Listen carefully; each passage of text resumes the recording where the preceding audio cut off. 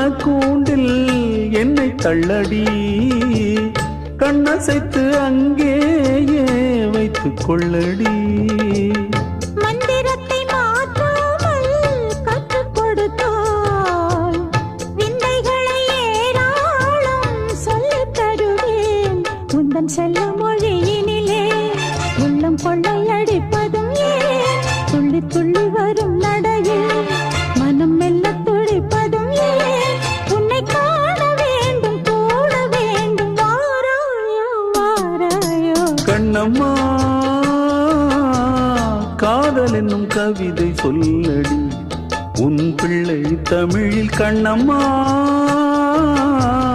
காதல் என்னும் கவிதை சொல்லடி,